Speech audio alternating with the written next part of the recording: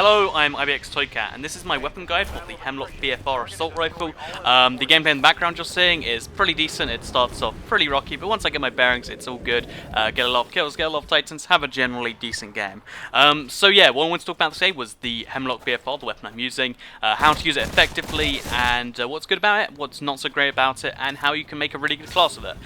So let's start with the rifle itself. It's called the Hemlok BFR, which stands for Burst Fire Rifle, and it's unlocked mid-game.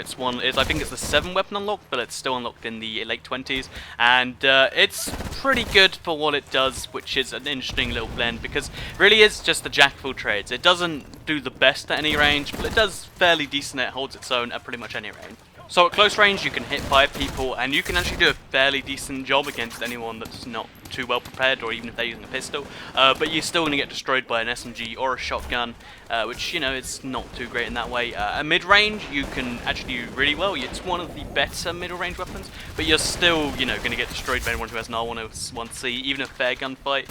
And at long range it just has too much recoil to reliably get enough shots off. Even though it is really powerful, you still need to get 5 shots on target, which, if only 1 bullet in each burst lands, can still be 5 bursts, which is enough time to get destroyed by anyone who's actually looking at you. So why is the weapon so good then? It's because it works at any range. It can be used as a rangeless weapon. Essentially, if you don't want to play to the range, if you don't want to try and focus on, you know, keeping close range to win, if you want to just play the game and, you know, make sure that you have a weapon that can do really good at any range, this is a really great weapon in that regard. On top of that, it works really well with silencer because it has such high damage. It only gets lowered very slightly, and because it doesn't need extended mags, you can really do quite well in that regard. So there are 3 attachments available for this weapon: the silencer, extended mags, and starburst. Extended mags is probably one of the weaker choices because it only adds an extra 2 bursts or 6 rounds to an already 8 rounds, which, you know, it's useful and it's nice if you don't want the silencer, but it's really one of the weakest penalties with the silencer, because 8 burst is enough to kill anyone reliably, and, you know, you can kill like 5 or 6 waves of grunts, you can kill 3 or 4 pilots, you can do enough of that if you're aiming it accurately. Honestly, if you want more magazine capacity and you want a silencer, it's better just to, you know, focus on aiming your burst more accurately. The other attachment available, the unique attachment, is Starburst. So this is a really odd attachment because it turns it into 5-round bursts, also increases the capacity by 1, and it feels really odd because in theory you can one-hit people at any range without headshots if you can just get all 5 rounds off, but in reality it has just too much recoil to work in, as far as I can tell. If you're really good at handling recoil, this could be the most deadly weapon in the game, I think. But if you can't, and you're like most people, then, you know, perhaps just stick to extended mags or silencer depending on your playstyle. It has all 3 optics available. I always use the AOG, I believe it is called, the HCOG, sorry. It generally works, and it's, you know, low magnification, but still gives you better precision than the iron sights. One little actually complaint about this is if you want the amped version of the weapon, it forces you to use the AOG sight, so it might be just really worth throwing away all your cards, burn cards, as soon as you get them, because honestly I find that's not worth the extra damage to use a horrible sight, but I just don't like the AOG. If you like it, that's a really great thing. So yeah. Next up, I'm going to talk about the best secondary for this. So, as I said, it's a really just, you know, good at any range weapon.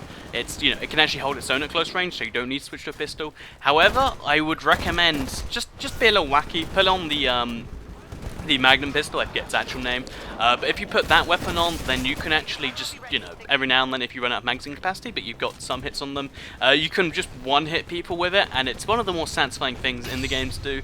It takes a lot of effort to pull off, and it might just be a gimmick thing, but it's really nice. So yeah, definitely have that as your secondary, or if you just want a safe one, the fully auto pistol is still nice there. The laser cannon is my anti-Titan weapon of choice. Again, this is one that's not really based on the class, so pick any weapon you really want in that slot, and it won't matter too much. So on to the important things, the pilot ability of choice. Honestly, I think the best one for this is the radar vision, so you can see through walls, because, you know, you don't need to get places fast, because you don't need to destroy from close range, and you don't need to stay cloaked at a distance. I find that works, you know, really well, so you can actually get to people faster. If you know, don't find yourself using it that often, because it's a little odd to use it because when you need to use it, it's not up, but sometimes it is, and it's kind of mess in that regard. I'd recommend Stim as a secondary because you can just use it kind of like an SMG that's just really good at a distance. Again, the range capability is really nice. It gives you a lot of choice in this slot. You could even use a cloak if you wanted, though I don't find a lot of use for the cloak personally. So yeah, that's the pilot ability. And finally, for the ordnance. With this weapon, I recommend that you just use the frag or the arc grenades, depending on your preference, because although the arc mine is kind of nice for objective-based game modes, playing attrition, you don't need it. If you're really attached to them, then obviously you can pick it. But the frag grenades and the arc grenades, they work for the class. They're just all-round decent weapons. If you run out of ammo, magazine, or you know, you run out something along those lines and you just need to get a quick throw off, they're just great at pretty much everything. Plus the arc grenades are really good at Titans too, so they can save your life there if you don't have the cloak. And yeah, that's how I'd recommend you pick that. The satchel charge, I really like it. It's a good close range defense if you're not good at hip firing it, but I'd recommend you just learn to get a close range defense going off with this weapon, because it is pretty decent at close range once you can understand how to hip fire and strafe at the same time, and it's a pretty decent thing right there. But if you are unexperienced, satchel charge is great too.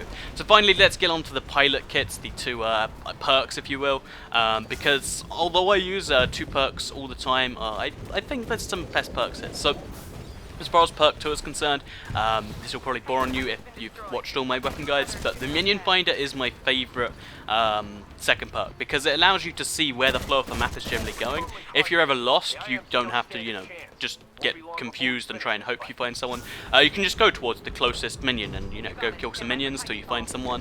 It gives you more structure for something like attrition, even in like hardpoint or in not so much in Last Titan Standard, but in hardpoint you can really get some decent use out of the weapon, out the perk, and it's a decent way to, you know, not ever get lost in the battlefield, which can be you know, an issue when the build maps are this big. There's only 6 other pilots, so yeah, that's definitely something worth considering. If you don't want it, then honestly, I don't see any reason not to want it, but it's your choice, because it's just the greatest perk in my opinion. But as far as perk 1 goes, there is actually, I'd say, some decent options for this. So quick reload really helps if you don't have extended mags and you want to always be prepared, because it doesn't speed up your reload by much, but it's enough to be like, okay, I'm going to kill someone a little bit faster now.